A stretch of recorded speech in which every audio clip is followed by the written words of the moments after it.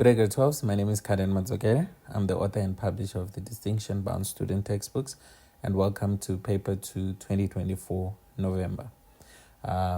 In this paper, we are going to do like what we did in Paper 1.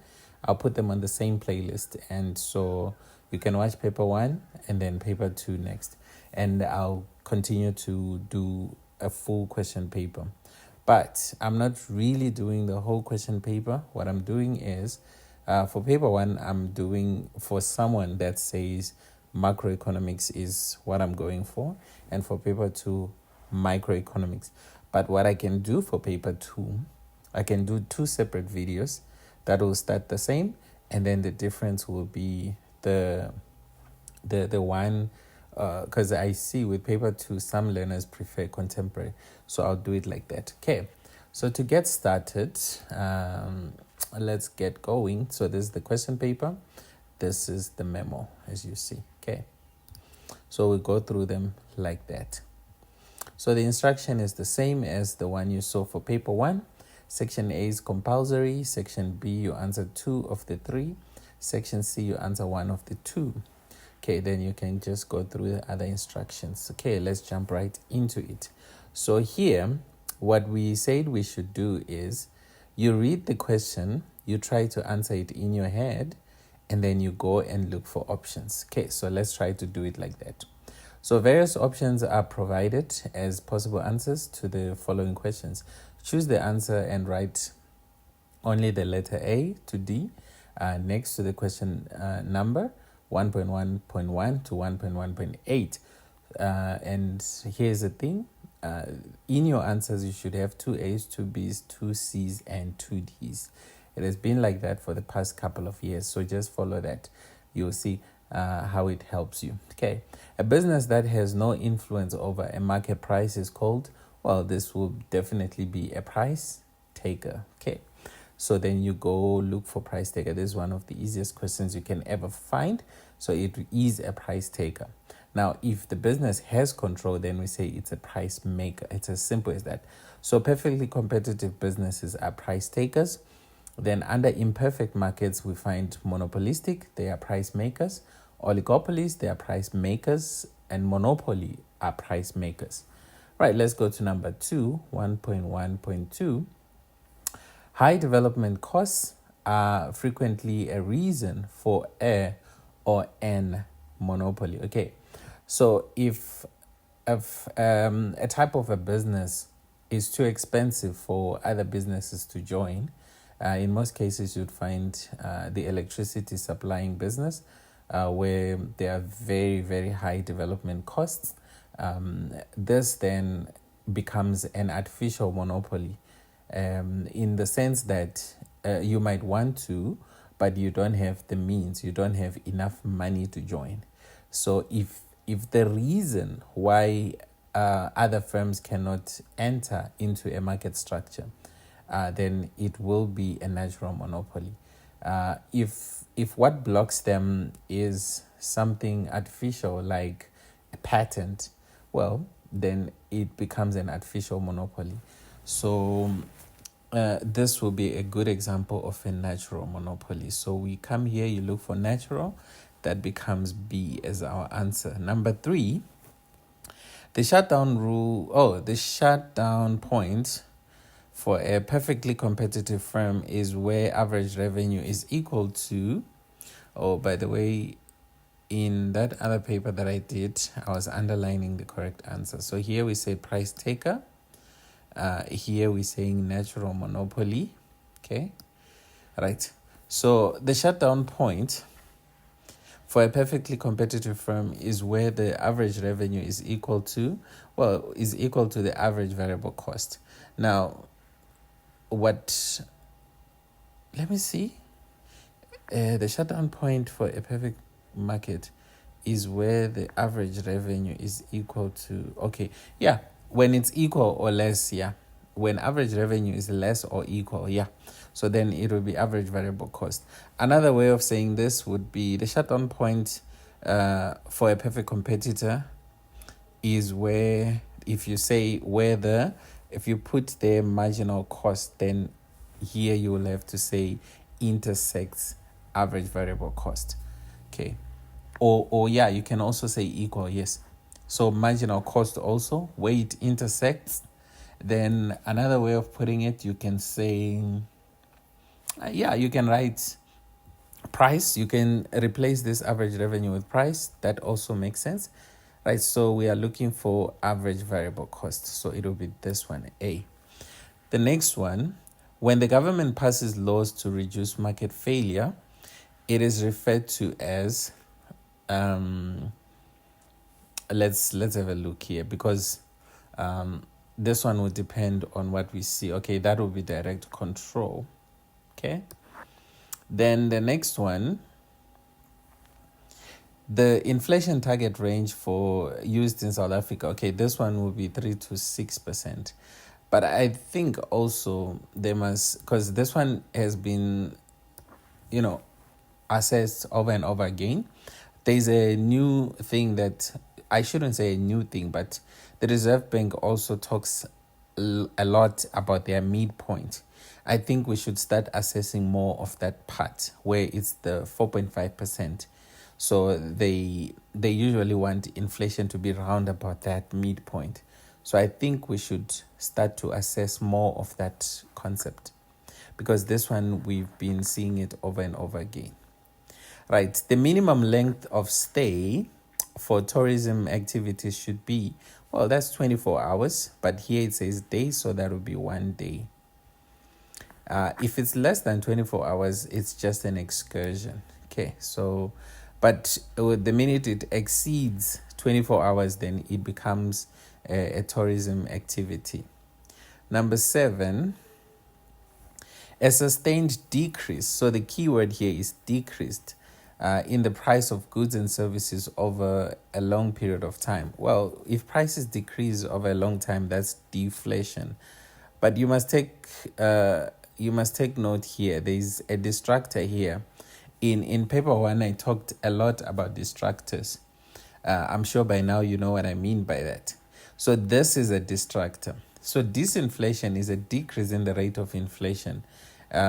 Deflation is when prices in general are going down. So it's a decrease, like you see here, in prices. Here, it's a decrease in the rate of inflation. So if inflation was 4%, it goes to 3%. It's still inflation, but then the rate of inflation has decreased. So we then call it disinflation.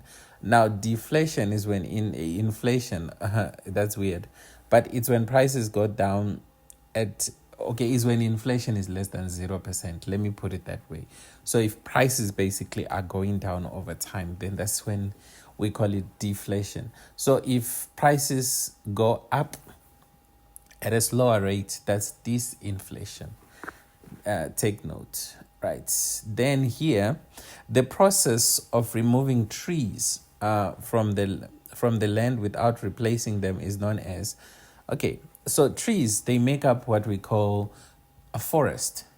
So when we remove those trees, we are removing forests. So if use that, so then it becomes deforestation.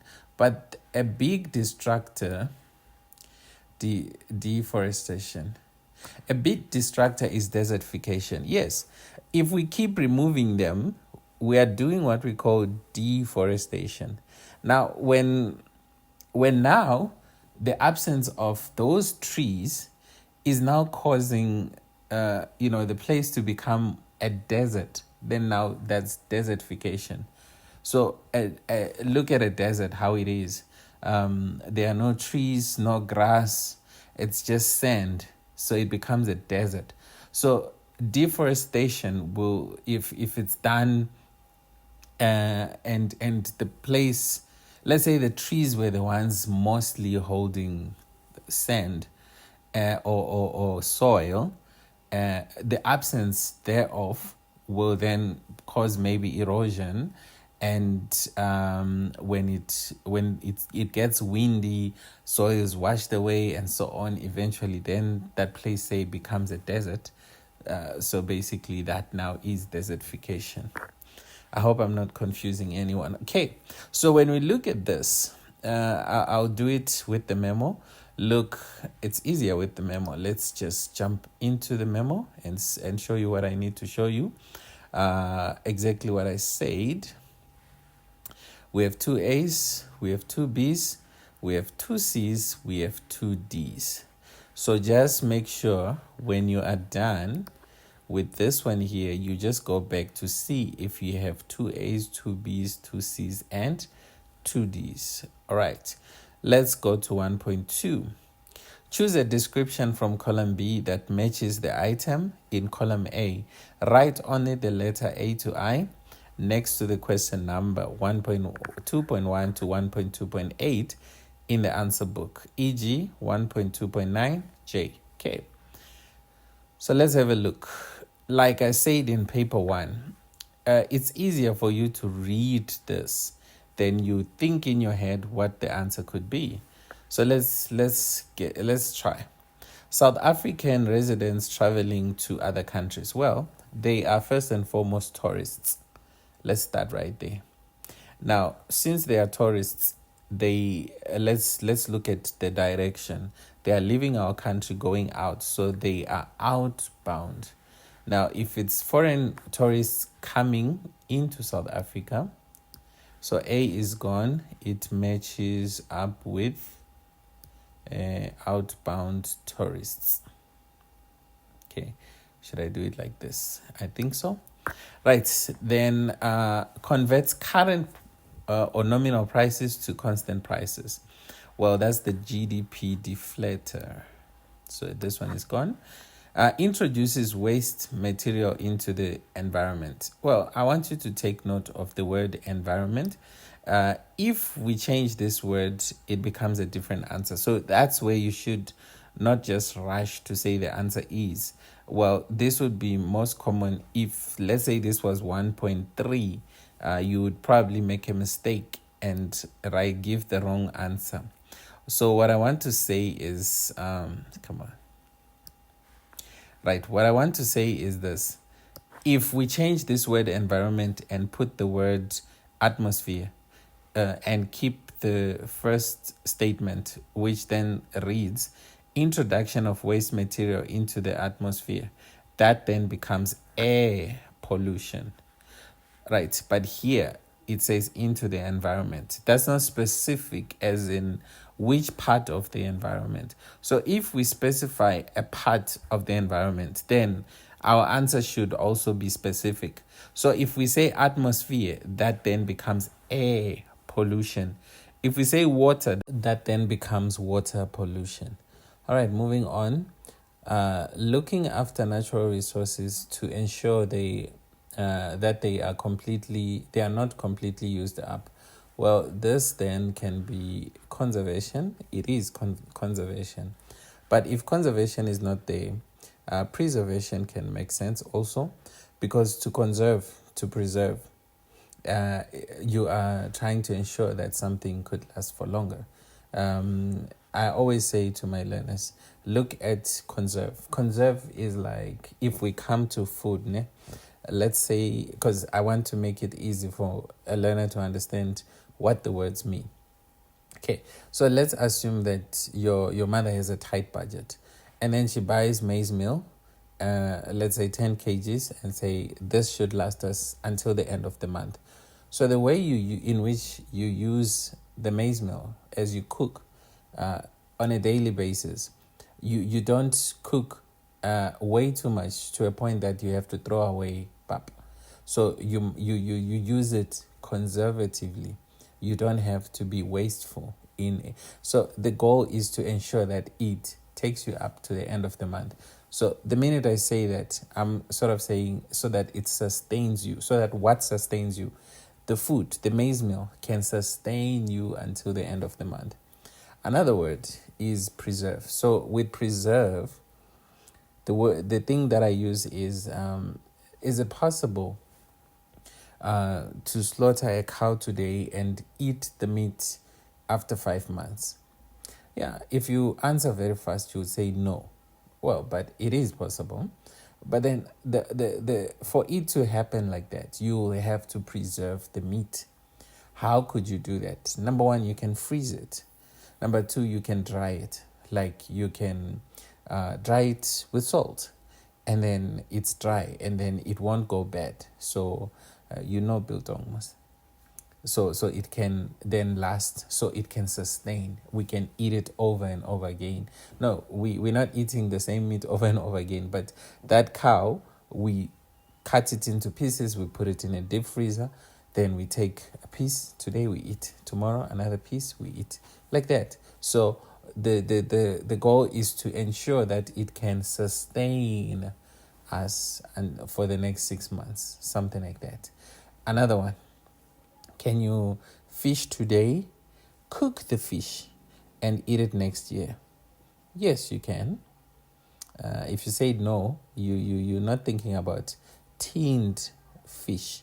What is tinned fish? It's fish that was caught through the process of fishing, and then it was cooked, and then it was preserved in a can so that it won't go bad, and then it can sustain. It can stay for long. Then we can open the can. But the minute we open the can, now we cannot eat it next week. But we can still refrigerate it, yes, and then eat. But usually then, why then did we open it? So usually then we open it, then we consume it same time, same day that we open. If we want to eat it tomorrow, we might as well open it tomorrow. So yeah, I use those words to try and make Elena understand conservation. But now with conservation here, now we are taking us back to the environment. Okay, I hope you understand. Now, at least one factor of production remain fixed. Well, this will be the short run. So let's have this one here, and then we also have short run is out, because when they can be varied or changed, that then becomes long run. The next one, imposed by the government to allow producers of essential goods to be profitable. Well, what they are looking for is minimum prices. However, I think this is the dumbest thing ever. If there's things that make me sick, this is one of them. It's very stupid to use minimum prices on essential goods because of the effect of minimum prices, what it does. Well, minimum prices would make more sense if they were implemented on demerit goods, because let me give you an example. Well, we don't have the diagram here with us, but try to look for it. Then you can see what I'm talking about. All right, so there will be a market price. Let's say the market price is, I'll just make it up. Let's say it's what, 15. Okay, if the market price is 15, let's say quantity consumed is 100. Just making things up, ne? 100. So 100 units are consumed at a price of 15 rand. Now, what they say here is to try and, to allow producers of essential goods to be more profitable. Okay, let's pick something that's essential. Well, I'll say bread. So let's say bread is essential. Yes, it is essential. But the goal is to make producers profitable. Now, for a minimum price to be effective, it has to be set above the market price. So then government makes bread 20 rand instead of 15. If the market price of bread is 15, then why the hell would government then set a minimum price at 20 rands? Well, that would make bread more expensive. And remember, we're saying essential. So if they make bread more expensive, what it does, if they set a minimum price above the market price, 20, quantity demanded would decrease from 100 to say 70. But then what goes up is quantity supplied. Yes, quantity supplied would then go up, let's say, to 120 loaves of bread. But then what happens now? There is now a surplus of bread, way too much. So bread goes to waste. You see? So we must throw it away. And we made bread more expensive. Okay, how about the extra bread that the new suppliers or that existing suppliers had to make so that they make more money? What do they do now? They have to throw it away. So that's the stupidest thing you can ever say. There's nothing as stupid as this. I don't know why textbooks say that. I don't know why even this exam is saying that. It doesn't make sense. Please think about this. But that's the answer we are going to put. If we look at something different, let's say, let me pick Savannah. Okay, let's say Savannah is 15 Rand. Now, that's not essential, right? That is a demerit good, actually. So let's change these essential goods to demerit goods. I'll pick something like Savannah. Savannah is 15 Rand. Okay. But now, the reason won't be to make these ones profitable. The reason now will be to discourage the consumption of Savannah. Now, government then chips in and say, well, Savannah is no longer 15. No one is allowed to sell it for 15. It must be sold at 20 and above. So 20 becomes the minimum price. What's the effect of that? Number one, quantity demanded would decrease from 100 to 70. Well, we should clap hands. That's exactly what we want. We don't want the demand for bread to go down because we are saying it is essential. You get my point? Now, if then what happens to supply of Savannah? Supply of Savannah will increase from what? From 100 to say 120 or 130. Now there's going to be a surplus of Savannah in the fridge at the liquor store. Is there a problem with that? No. You see? And they always say examples of these essential goods could be agricultural products to make farmers more profitable. Okay, let's pick tomatoes. What's going to happen if we set a minimum price on tomatoes? It will make them expensive. Then it will increase production of tomatoes. Quantity demanded would decrease. Then what's going to happen? There will be more tomatoes on the market. They will have to be thrown away. So that's a stupid thing to do. I think you get my point. Right, let's move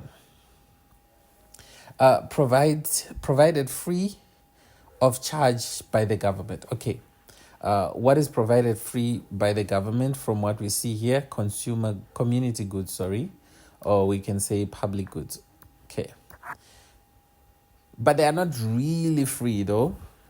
This free, we can put it in quotes. Because yes, we pay for them through taxes. We pay for them indirectly. We don't pay for them directly. So yes, free of charge.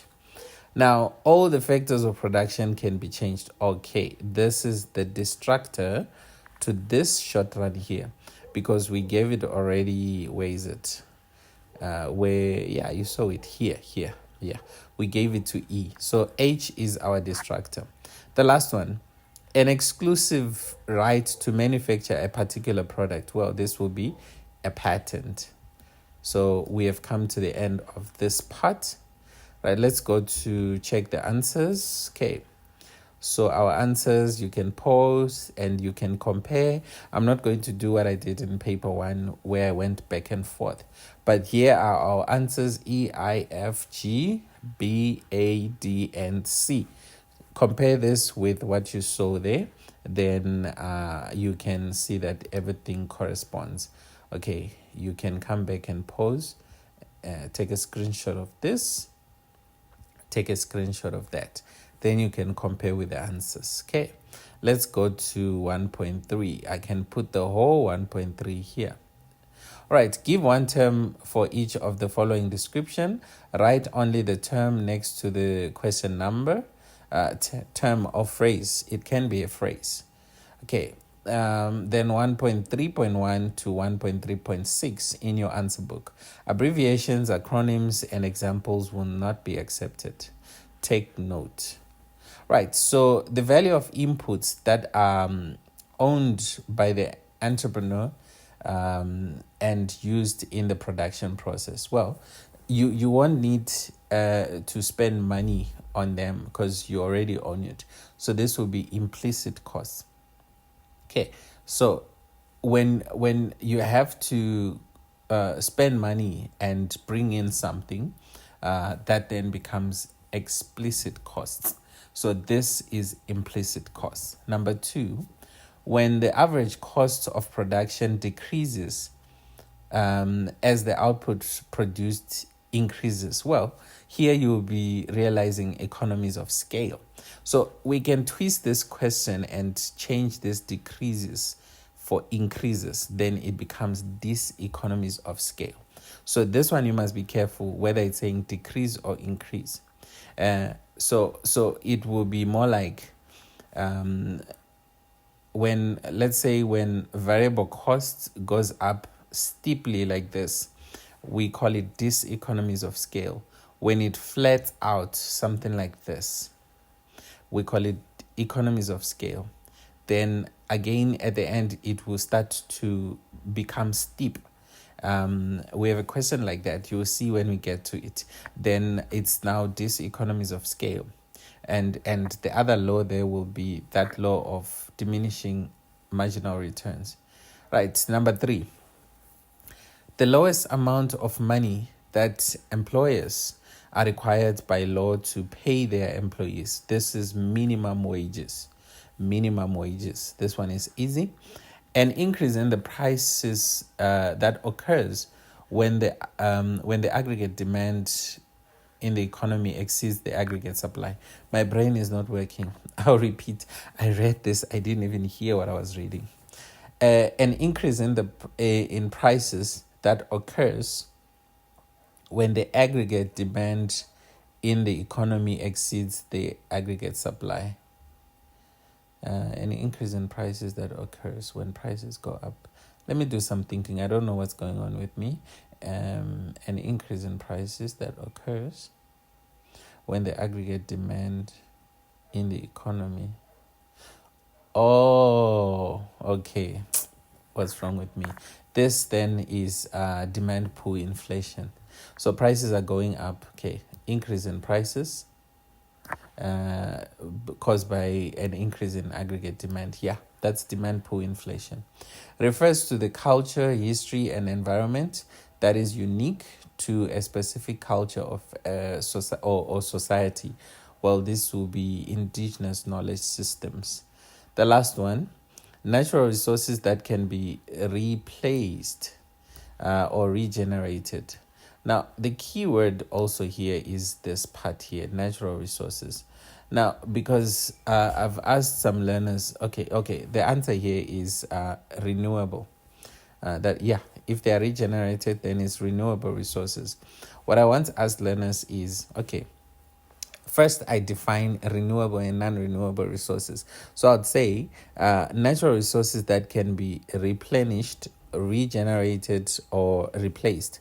Then we call them renewable resources. Then we say natural resources that cannot be replaced or regenerated or replenished, we then call them non-renewable resources. Soon after asking that question, then I ask my learners, so what can we say about plastic? Like plastic, is it renewable or non-renewable? They'll all say renewable. Then I'll be like, plastic is not natural. What we say about plastic is that plastic can be recycled. That's different from saying it's renewable. You understand? So renewable, it has to be a natural resource. If that thing is artificial, then we cannot say renewable. We then have to say can be recycled or cannot be recycled. But don't confuse natural resources for artificial resources. Okay. So when we go to our answers, we then see that we have implicit costs, economies of scale, minimum wage, demand pull inflation, indigenous knowledge systems, and renewable resources. Okay, so that has brought us to the end of our section A. Let's jump to section B. So section B, depending on whether you prefer microeconomics or contemporary, you have to make this decision prior. So you decide before the exam. Now for media exam, you don't have to decide anything. You are answering microeconomics. But for the prelim and final, you make that decision. So you make that decision after doing contemporary. Then you compare that with micro to see if you think you understand contemporary, which is inflation, tourism, environmental sustainability. Because you saw some questions here that we are talking about here.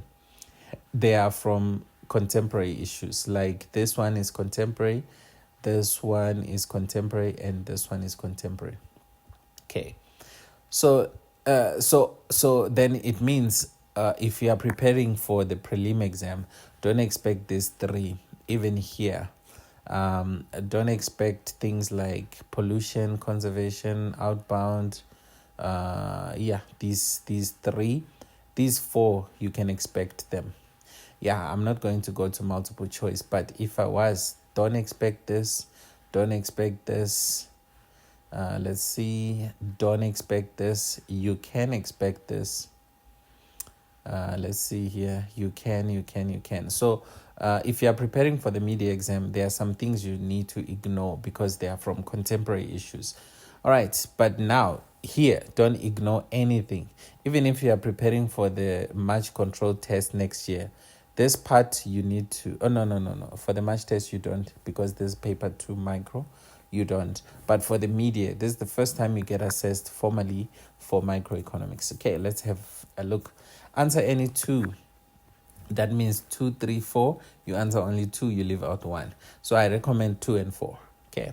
Answer any 2 of the 3 questions from this from this section in the answer book. Okay. Answer the following questions. Number 1, 2.1.1. Give any 2 examples of markets that may be regarded as perfectly competitive. Well, we have, I can say agriculture. So anything agriculture, we can say farming. Anything farming, that's agriculture. Anything mining, we can say also forestry. We can say fishery.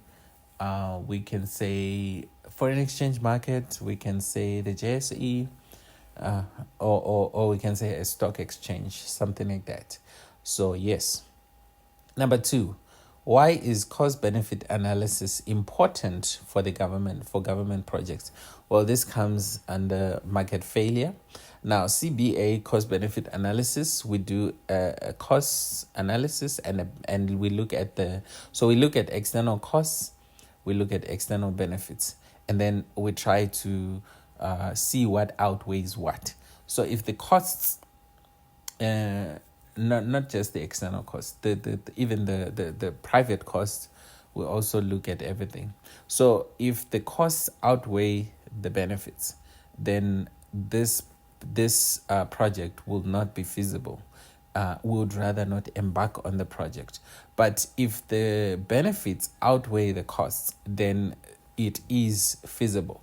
So it's more like a feasibility study to try and see if a project is worth embarking on or not. Okay, so let's have our answers for 2.1.1 and 2.1.2. Okay, there we have them. Like we said, JSE, foreign exchange market, agricultural products, but I added some things here. I talked about forestry, I talked about mining, I talked about fishing, because if you're a fisherman, you just go to the river or you go to the ocean, you fish. So if you catch catfish, it's homogeneous. It's the same as what another fisherman can catch, catfish. So products are homogeneous. And how many fishermen could you find out there? Many. What if you're a miner of gold? Yes, there'll be many out there. And gold is a natural resource that is homogeneous. So again, mining can fall into this. How about forestry? A tree. Yeah, so if you plant pine trees are pine trees, full stop. So that's a homogeneous product also. And land is out there, so you can just go and plant them and start a plantation of pine trees. If you want gum trees, you do that. So that's why I'm putting it as an example. I'm just surprised that they gave 3 examples only. Right, number 2, why is that one for CBA? Okay, to compare the expected social costs and social benefits. Why are they specifying that social? Because even private costs and private benefits, because we can also look at, because in terms of costs, we want to look at the rand cost of the project. So if it's a school, we look at the costs of building that school, then we look at the benefits of having a school in a community. I don't think they were right to specify and say social here. They must just leave it as cost benefits. Now, this one, to bring greater objectivity in decision making, yes, concerning the execution of public project. Then to ensure efficient allocation of resources, yeah, and add to what I said also. Okay, let's go back and look at the next one. Study the extract below and answer the questions that follow. So here we have monopolistic competition. Don't confuse it for a monopoly. So this is an imperfect market structure with many buyers and sellers that are selling heterogeneous products, or let's say differentiated products. But these products are similar. For instance, a burger is a burger, but burgers can be differentiated. Like a McFeast is different from a King Steer burger. All right, let's read. In any city, many restaurants, okay, that's key. Many restaurants compete based on the quality, let's have this one, of their food and prices. The basic concept of providing hospitality services differ, let's have this one, differ when restaurants change their strategies. Let's ignore. Now, one restaurant might charge $150 for a pizza. Okay, there's a product. Let's underline the pizza because it tells us something about, let's also have this, and the word combo. Let's keep it in mind. So a pizza, it's a product. Roman's pizza, Debonair's pizza, a product, but they don't make it the same. So it is similar, but not identical. So it's heterogeneous, otherwise differentiated. Right, combo, putting them together. So restaurants do it a lot. It's a meal, you see. So, but this one, they call it a combo. A meal will be something like, okay, the pizza comes with a cold drink, or the burger comes with chips and a cold drink. Right, while another might charge $180 for the same order. You might find out that another doesn't have it like this. Another one has a different combo. So that's what distinguishes them from perfect. That's what makes us say they are not perfectly competitive. They are imperfect. Right, so the price of the dish, so yeah, it makes them price makers also. The price of the dish can depend on other factors, such as the quality. Okay, let's look at this quality. So they can distinguish their products from others because they can use high quality ingredients. Okay, the restaurant's location. Okay, let's underline this one also, because if they don't want to compete based on price, you can then be strategic with where you are going to establish your restaurant so that you can gain market share or market power. Its popularity, okay, and other services they offer. And popularity is influenced by marketing. Nowadays, there is social media also that can influence. So if many people come, have a good experience, they can share it on their social media platforms, and the restaurants can make use of influencers. Yes, you know what they are, and they do play a huge role in today's model of advertising. Okay, so this product differentiation, let's underline this, product differentiation is a key element of the restaurant business. Okay, so let's have a look at the questions. Identify an example of non-price competition in the extract. So we saw product differentiation here. This is one of them. Ensuring that you choose a good location. This one can be, We have other methods of non-price competition. I can mention them. We have door-to-door delivery. It's not mentioned, so we cannot have it. We have extending operating hours. It wasn't mentioned, so we cannot say it's an answer. Here you are supposed to identify, keyword identify. Okay, we also have marketing, advertising. It wasn't said directly, but in a way, I was picking it as I was reading, and I was pointing it out anyways, and so forth. Okay, name the type of profit earned by monopolistic competitors in the long run. So the keyword here is long run. Okay, because that's what distinguishes them from other market structures. Because in the short run, yes, we all can make economic profit, normal profit, economic loss. But the difference comes in the long run. And what shapes the long run is entry.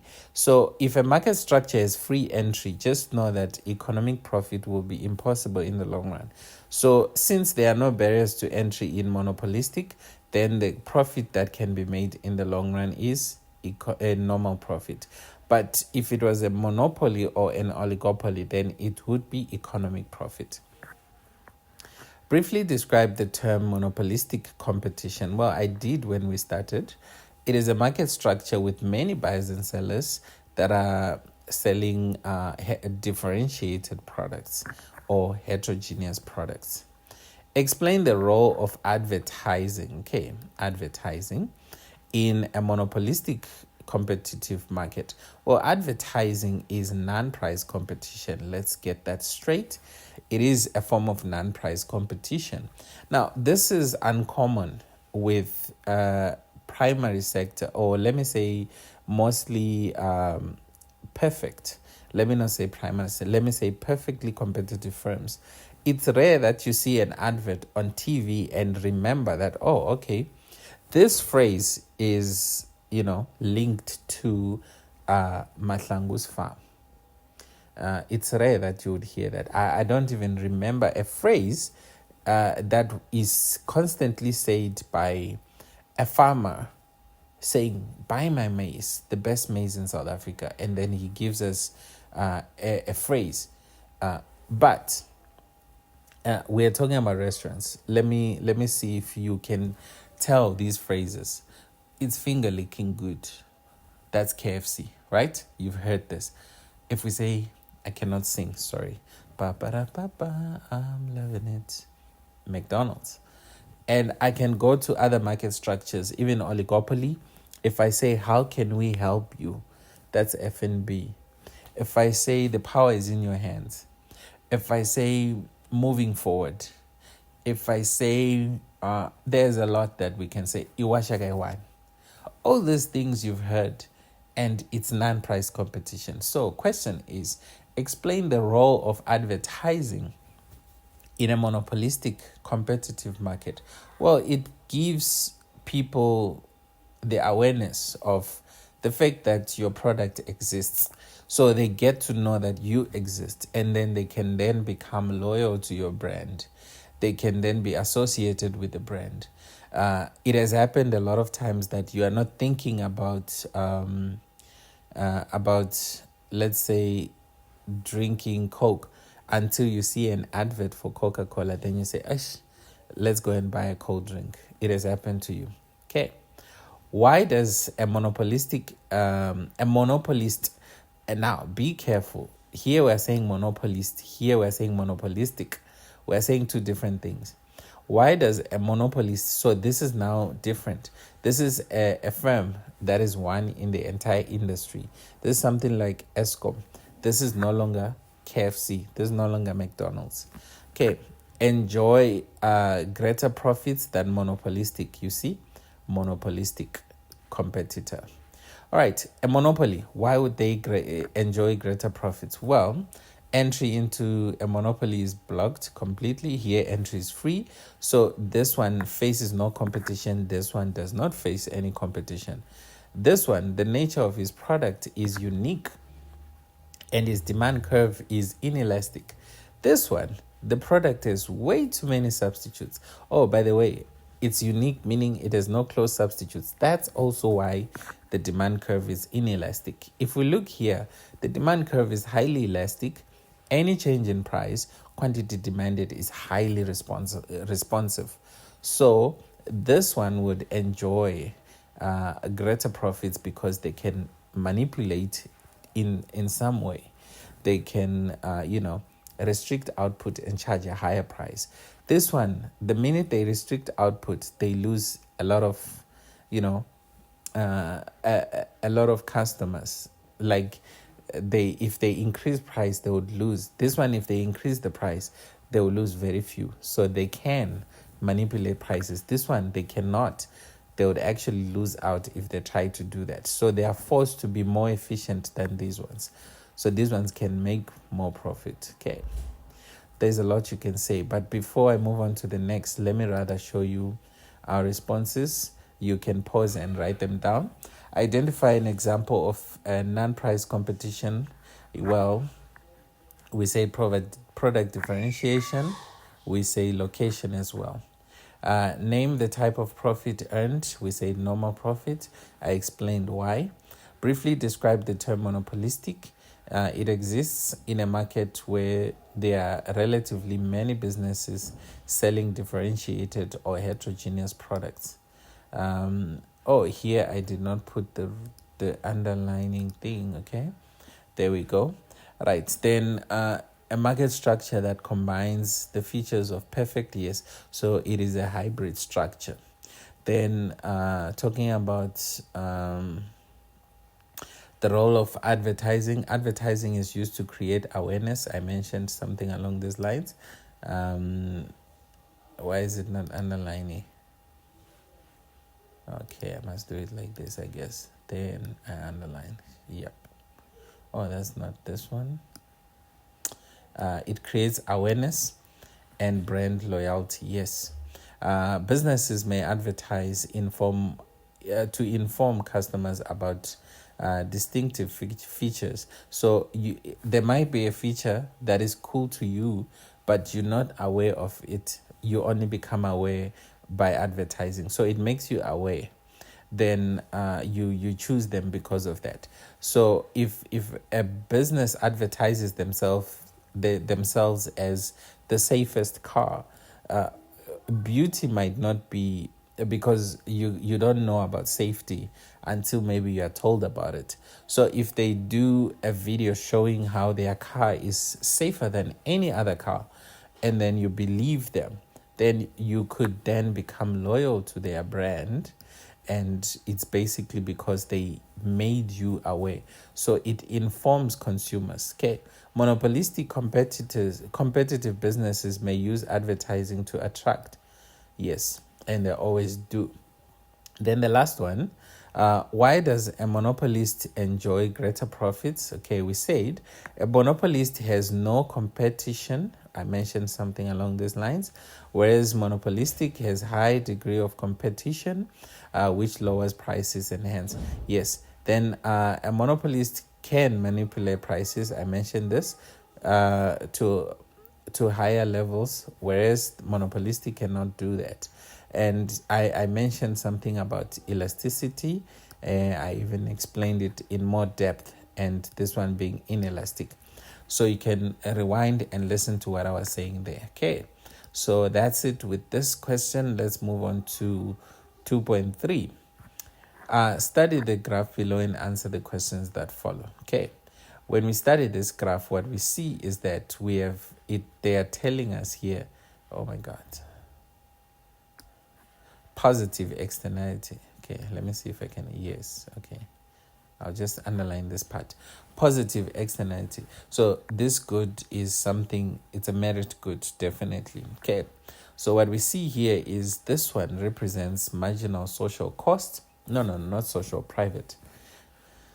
So if this is positive, let's say this is education.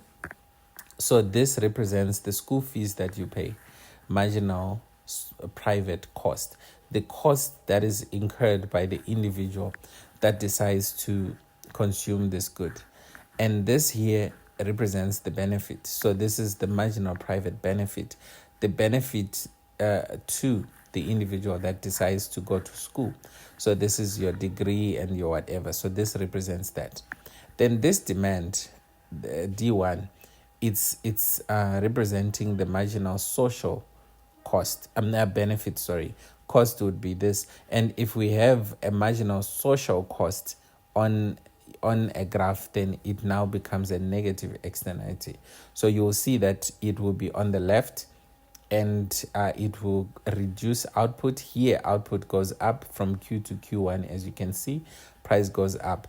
The same would apply to a negative. Yes, it would have marginal social cost, and that curve will be here on the left, and it would decrease output. So it would go from Q to Q1. Q1 will be on this side, on the left side.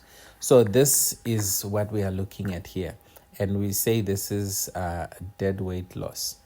Right, moving on to the questions. Identify the curve that represents marginal private benefit. Okay, the benefit to the individual is DD, or you can just say D, because this one is to the whole community, including yourself.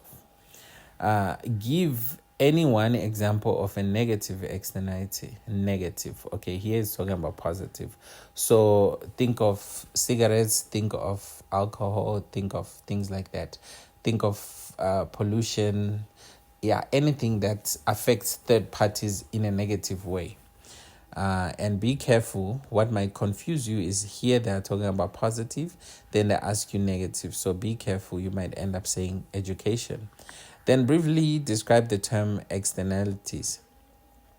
Well, externalities are costs or benefits that are taken up by a third party, and that is not included in the market price of a product. So if you look here, here it's a positive, but the thing that is not included is the external benefit. So private benefits plus external benefit is equal to social benefits. So this is what we are referring to. So an externality is a cost or a benefit, which is this part here. The guy is paying P instead of P1, and the P1 is optimum because it includes the external benefit. If this was a negative externality, then P would be the price that the market is charging, failing to quantify the external cost that smoking has. So this would be, so that's why when we define, we don't say these are benefits, we don't say these are costs. When you are specific to saying it is costs that are not included in a market price that affect third parties, then you are defining negative externality. If you say benefits that are not included in the market price that affect third parties, then you are defining positive externality. But the question is not asking positive, it's not asking negative. It is asking externalities. So what you need to do in your definition, you say costs and benefits. Don't pick one, okay? You pick one if the question is specific as to positive or negative. The next one, why is quantity Q1 regarded as socially efficient? Well, Q1 it is socially efficient because now it takes into consideration the external benefit that consuming a merit good has. So yes, this one is optimally inefficient. This is inefficient because less of something that has a positive externality is being produced. So government intervention was mentioned in one of the questions there in section A. Government intervention would increase the consumption of education, in this case from Q to Q1. So Q1 is socially efficient. Right. How can the government encourage the consumption of merit goods? Well, government can subsidize merit goods to make them more affordable. Government can also, what is this? The minimum or maximum? Let's say, let me think. Minimum prices, no. Maximum prices. So government can charge maximum prices. That will help because it will make something more affordable. Okay, what else can government do? Government can actually fund the whole thing, like what they do with education. So think of something that government is doing to education, healthcare, and so on. Subsidizing is one thing. Them getting involved in the production of that particular thing, and charging nothing for it, or charging a low amount. So all that stuff is what you can say there in number 4. Okay, because before we go to 2.4 and 2.5, let's have a look at the answers. All right, so if we look at the answers, identify the curve that is D. Okay, like we said, give any one example of negative externalities. We have pollution, we have illness and diseases, we have traffic congestion, we have many other things. Negative externality. Yeah, there are many. And then briefly describe the term externalities. Well, we said costs or benefits. Remember, this is what I was stressing. To third parties, so we call them spillover effects, or sometimes we call them neighborhood effects, which are not included in the market price. Here we have the word spillover effects, yes, to individuals, but also we can say neighborhood effects to the individuals and businesses that are not directly involved in the consumption and production of goods and services. Okay, right. Then the next question was, why is Q1 regarded? Okay, the price and the price at the quantity of Q1 takes into consideration the external benefit. I said so. The external benefit of education. Was it specific that we're talking about education? Let me check.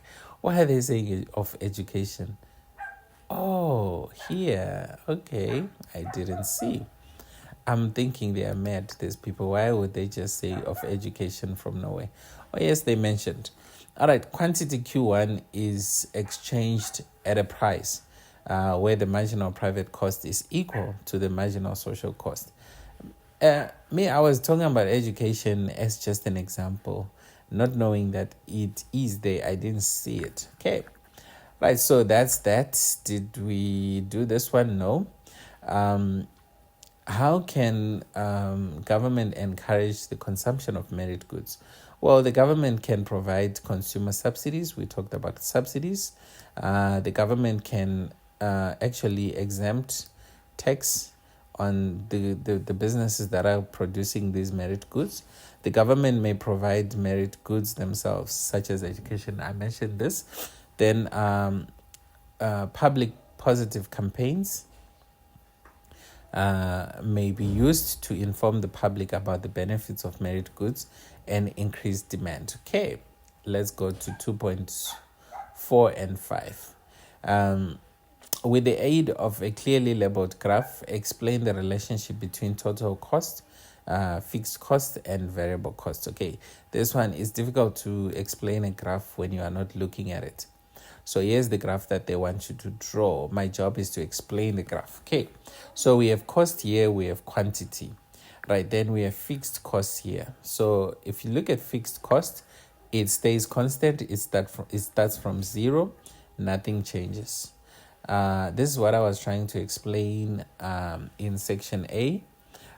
When I was explaining in 1.3, when I was talking about economies of scale, diseconomies of scale. So here it shows that, okay, when nothing is produced 0, then variable cost is not there. But total cost is there, even though nothing is produced. So total cost will start there, marginal cost will start here. So marginal cost tends to increase like this. First, it is steep. And this is the reason for it to be steep, is that the firm here is not, what can I say, enjoying economies of scale yet. So this is low, like as they produce less units, they will have to be paying a lot for them. But the minute they increase their production, according to what we see here, sort of from here, you see that it's not as steep as it was. So the reason is economies of scale, because if it wasn't the case, then our variable cost would just shoot like this if it was constant. But here we see that it's not really constant. That then it means something is happening.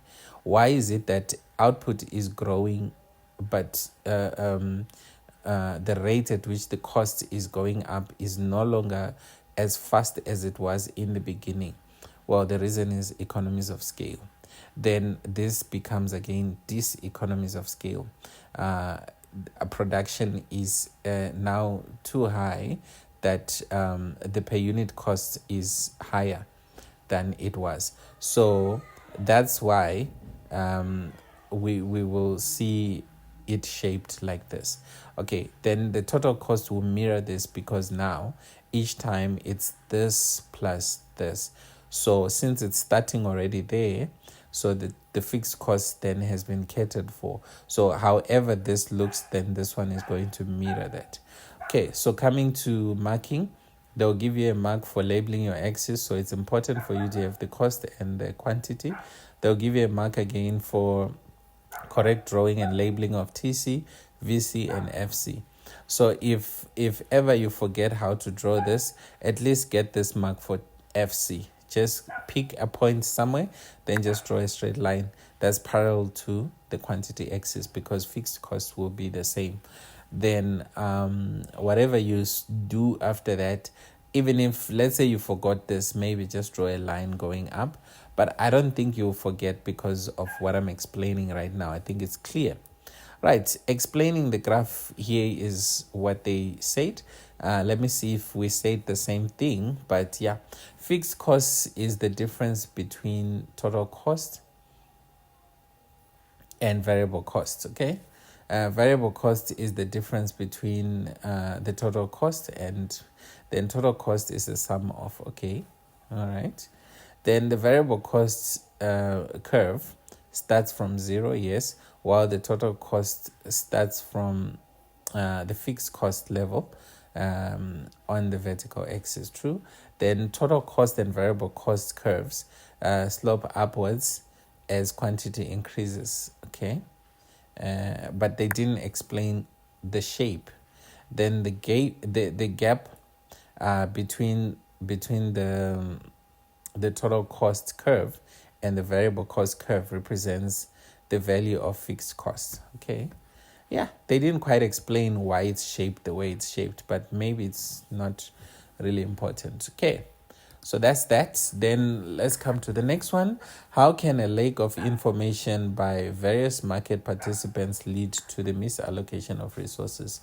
Well, just think about it yourself. When when information is not available, when information is not the same, we call it asymmetric information. When what producers have, the information that producers have, is not the same as what consumers have, then goods may be misallocated. How? Overproduction or underproduction. If what they have is not the same as what you have, then what is going to be produced will not be the same. All right, so that's that. But let's have a look at my son is crying. Oh my God. Okay, I'm going to pause the video and I'll continue.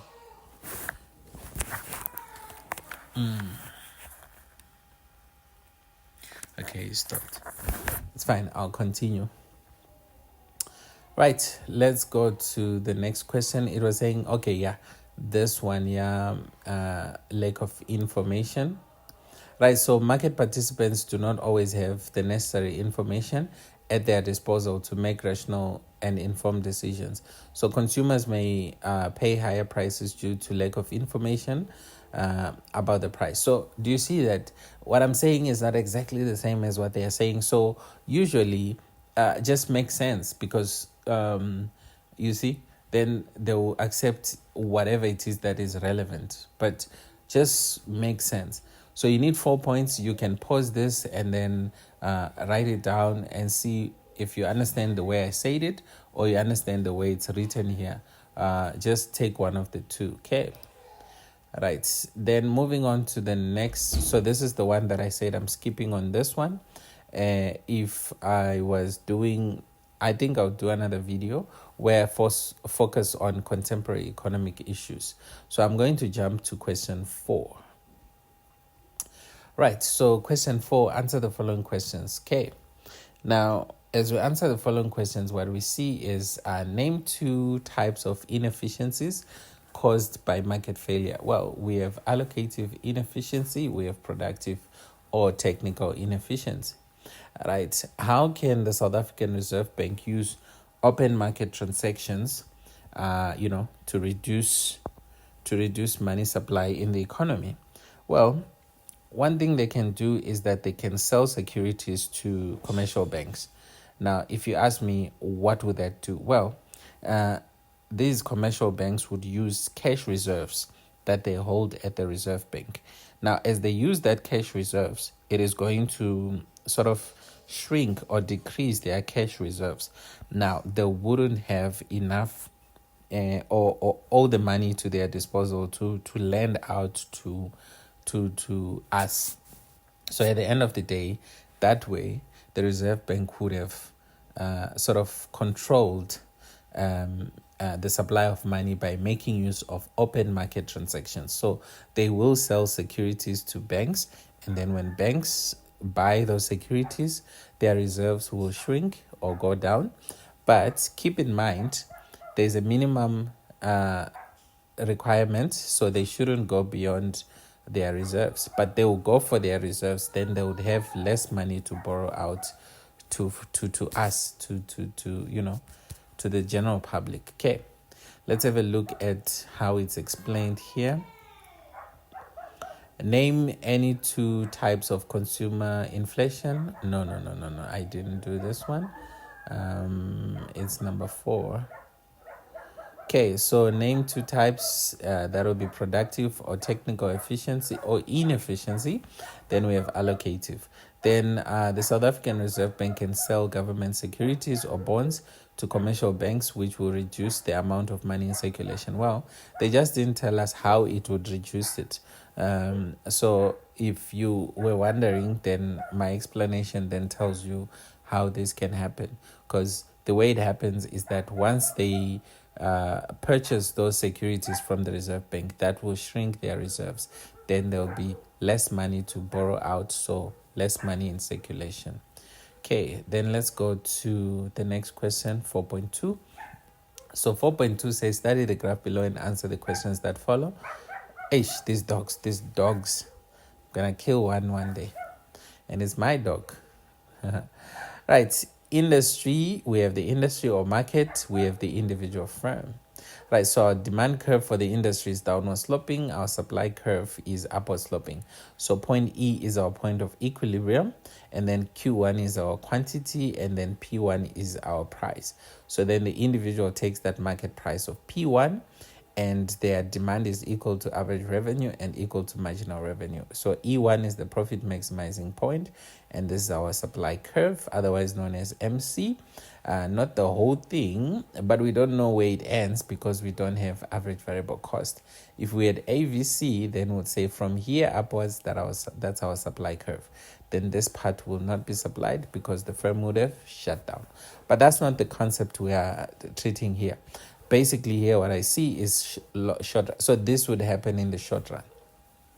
So based on what you're looking at here, if this is the price, P1, what is the cost? The cost is somewhere up there. So from here, we'll go up to somewhere there, and then somewhere here, P3, it's not there because we would be producing this unit. And then from here, we go straight up until we touch AC. Then from here, somewhere here, this would be the cost if we in the short run. Not really P2, but here. But yeah, P2, we'll talk about it in the long run. So what would happen? What would happen is with that, the market price being P1 and firms making an economic loss. Some firms, so now that concept of AVC can now come into the picture. Firms that are not covering their variable costs will shut down and exit the industry. They will apply the shutdown rule, which says a firm should consider shutting down if AR or price is less or equal to AVC, or at a point where the AVC intersects the marginal cost curve, like what I was saying here. Now, if that happens, firms that shut down will cause the supply curve to shift to the left. Now, what you see here is if it shifts to the left, the price will then go up to P2, and then the firm will have to take that new market price. You see, we have a shift, then we have an increase in price here. We should also have an arrow here showing that price goes up due to a shift of the supply curve to S2. So when that happens now, AR is now equal to AC. So now it then becomes normal profit in the long run. So let's go to the questions. Identify the curve that represents the supply curve. That's MC for the individual. Yes, that's MC. Number 2, state the nature of the product sold by a perfect market. Well, it's homogeneous. We've been saying that, homogeneous or identical. Briefly describe the term marginal revenue. Well, marginal revenue here, MR, marginal revenue is the money you get for selling one additional unit, or is the revenue that is earned when an additional unit is sold. Now, why is the individual firm's demand curve horizontal? Well, it's an indication that the individual is a price taker. So they can increase output, reduce output, that will not affect the market price. So their demand curve is horizontal. So it's an indication basically that they are a price taker. Then use the graph above to explain how economic loss in the short run leads to normal profit in the long run. Well, that's what I was explaining. Forces of demand and supply intersect, and then price is taken. Then according to what we see here, if price is P1, then the firm is making an economic loss. Now, that economic loss will cause firms to shut down and exit, which is indicated here by a shift from S1 to S2. Now, this will cause our new equilibrium for the industry, for the entire market, to be E2. Then this price of P2 is then taken by the individual in the long run, which is P2. Then at P2, we see that now AR is equal to AC. So when AR is equal to AC, then now the firm is making and a normal profit. So basically that's what you must explain.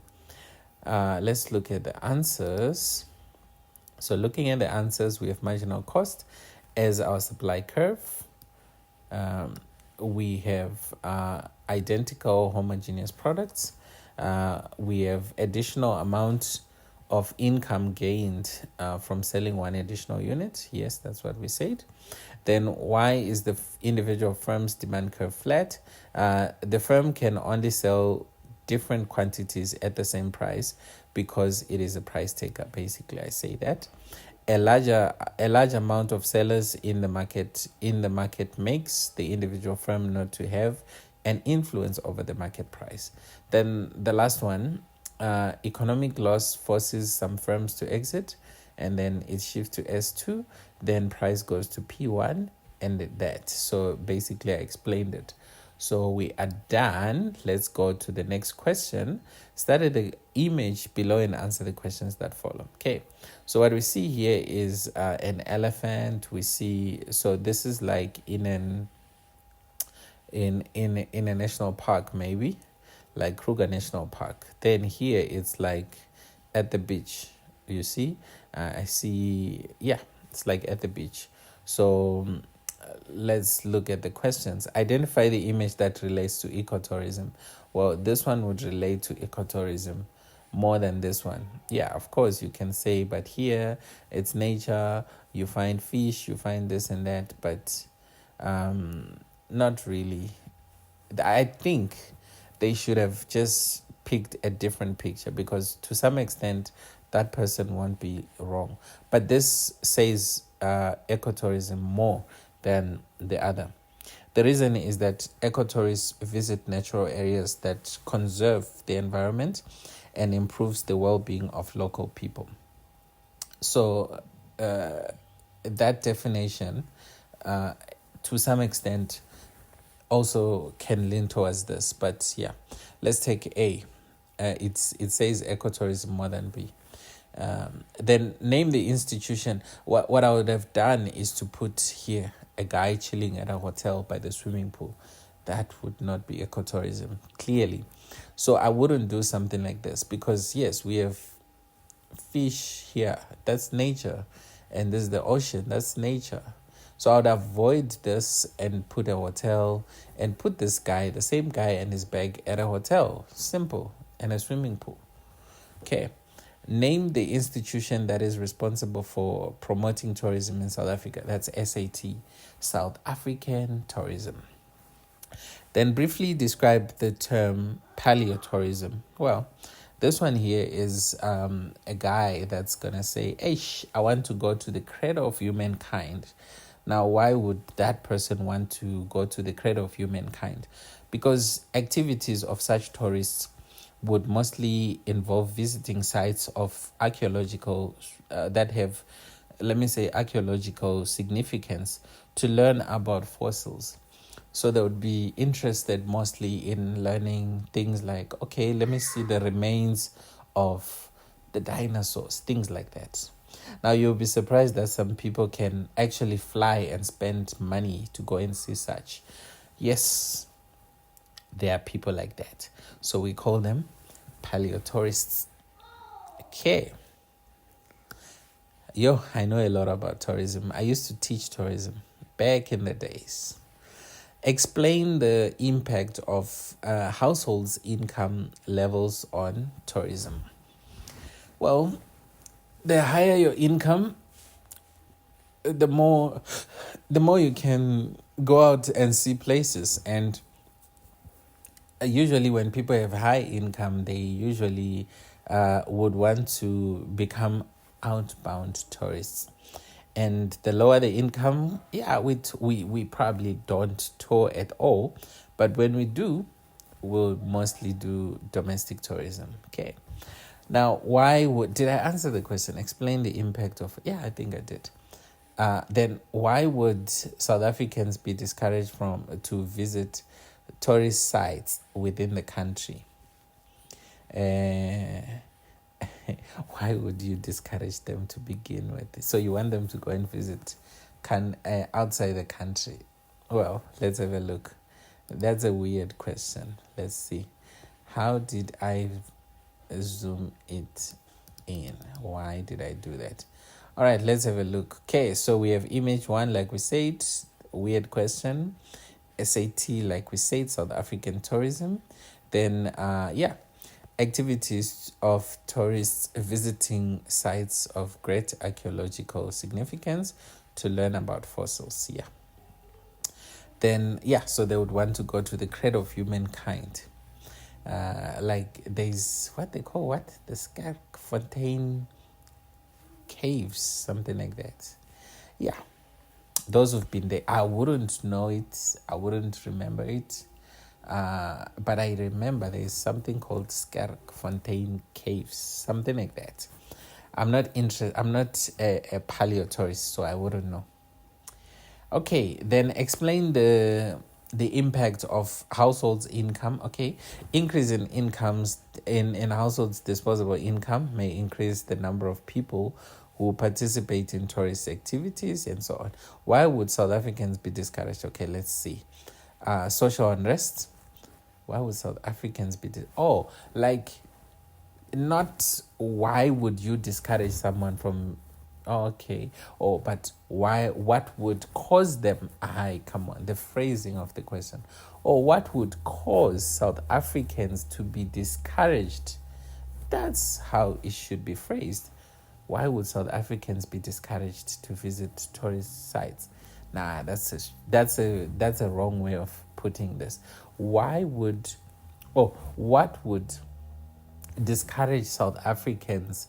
What would discourage South Africans? Yes, put it like that. Then, we talk about problems that South Africa is experiencing. Yes, so based on what they say, They didn't phrase it correct or well. Yeah, let's put it that way. Okay.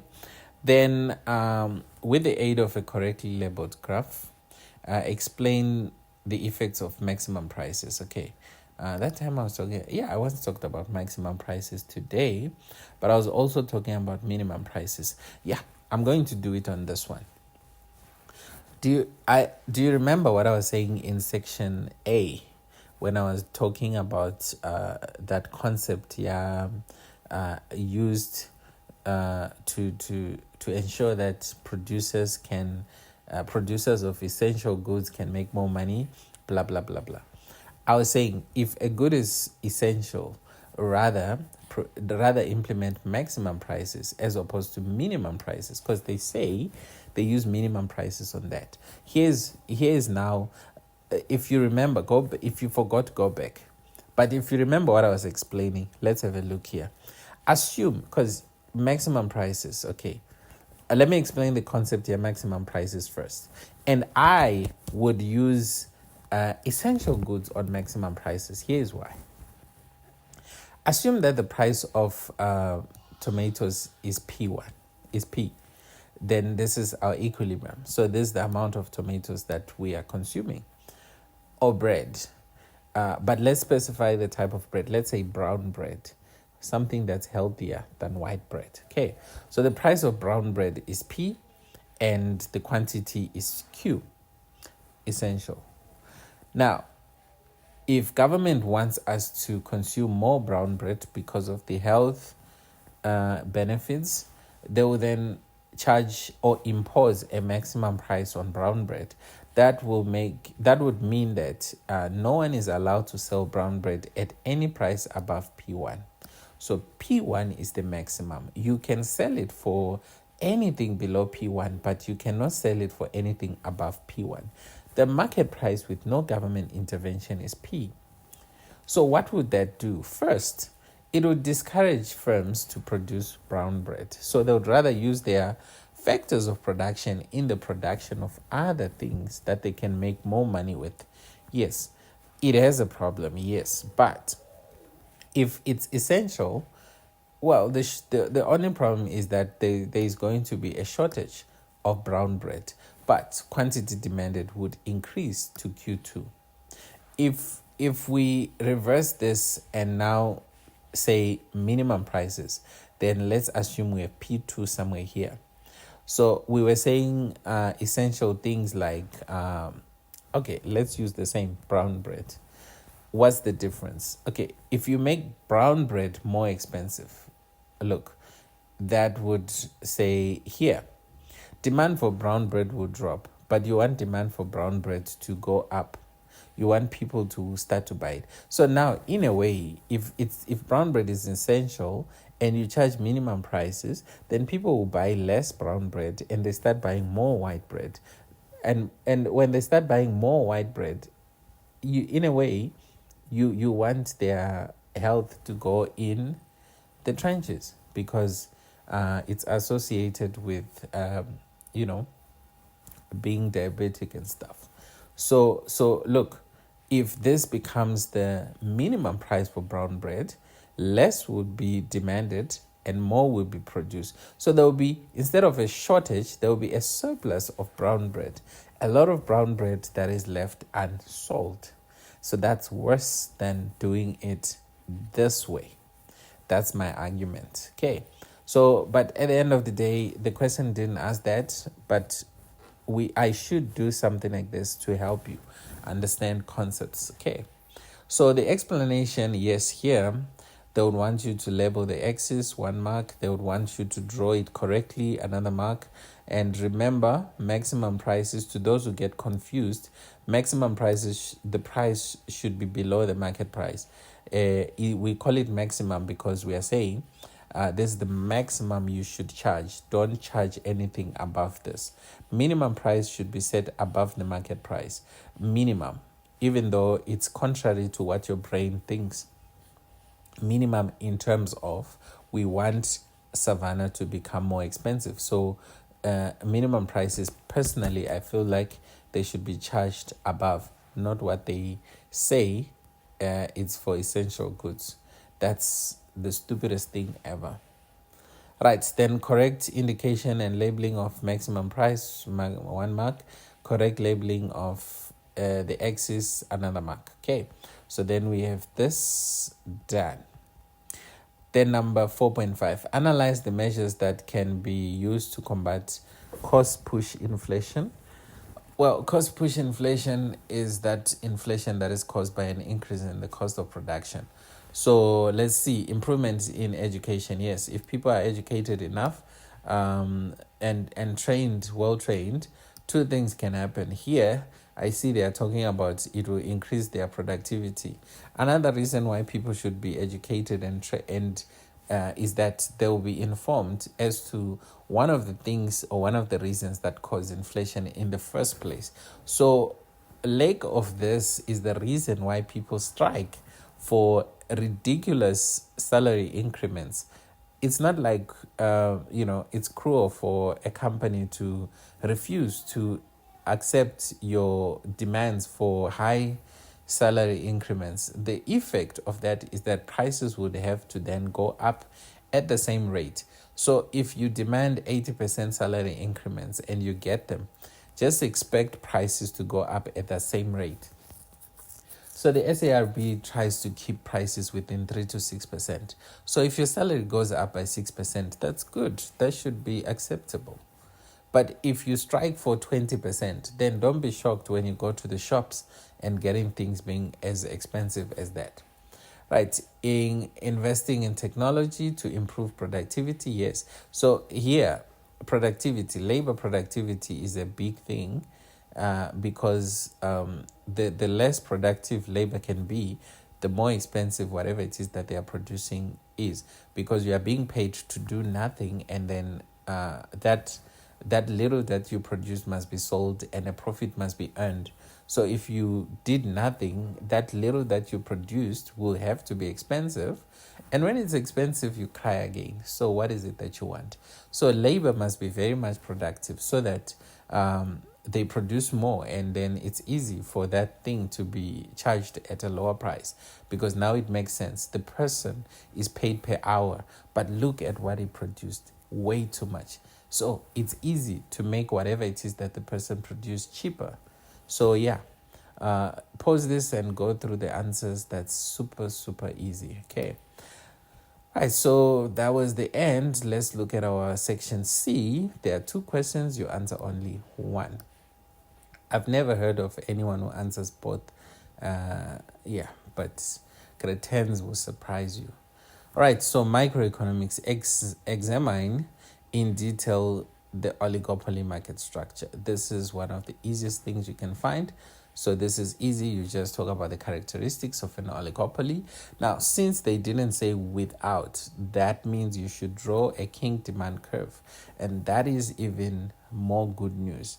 Then how has the competition policy helped? So we're talking about something that has already happened. How has it helped? So the competition policy, yes. So we'll look at the answers just now. Let's jump to it. So like I said, you have to talk about the characteristics of an oligopoly.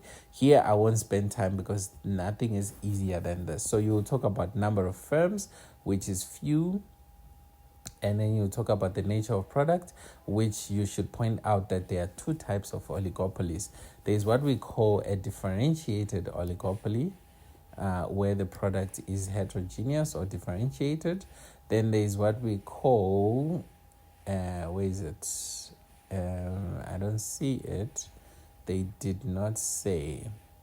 Yeah, in a pure oligopoly, products are homogeneous. So it depends. Homogeneous, heterogeneous. I don't know why they are avoiding to use the word heterogeneous, because it seems like they are avoiding deliberately, because I've been seeing differentiated only and not heterogeneous. I don't know why. Someone will explain it to me. Right. Entrance, yes. Barriers to entry do exist. So entry varies here from free to restricted. I don't know what they are saying here, but just go through it. Let me see. Barriers to entry make it difficult. Okay, yeah. So entry, but it's not always that they do exist. Sometimes there's freedom, but look at something like banks. Uh, if we say yes, if you have what it takes, come and apply for a banking license to the SARB. Well, they'll give you what is needed. Now that will automatically block you from being part of it. Not that they are saying we have enough banks. No, they could allow you, but then they'll tell you the requirements. Then you might not meet the requirements, so that will then restrict you from entering. Information is incomplete. I'm looking for that. Neither the producer nor consumer has full knowledge. Yes. So incomplete, then you talk about that. You can give examples if you can. Then control over price. Yes, these ones are price makers. Where is it saying? They have considered control over price. So they are price makers. Mutual dependence. Yes, they depend on one another. Then demand curve is kinked, and then that's where you then draw your kink demand curve, which should have 2 degrees of elasticity. Here is where the demand curve kinks, and this is the best price, this is the best quantity. And oligopoly increasing the price, they would lose many customers because of the degree of elasticity. I like what they did here. They made it super elastic. Here, it's inelastic. So if they increase the price, look, just by a bit, they would lose so much. See, let's try from here to here. Pa, look, pa. This is way too small. Look at this. Increasing just from here to here. Pa. How much is that? If this is 100, this is like 8 here. It's like 8. But if they decrease by the same margin, let me try. It will be somewhere here. Let's see. See? Look. This will be maybe 1 or 5, 1 or 8. That's not much. So the same level of decrease will not gain them a lot. So they'll have to do non-price competition. They have no choice. Right, then collusion is very much possible. Where is it? Collusion is very much possible. They should talk about it, yes. And then you talk about non-price competition. That's what I said anyways. Then oligopolies can make an economic profit in the long run.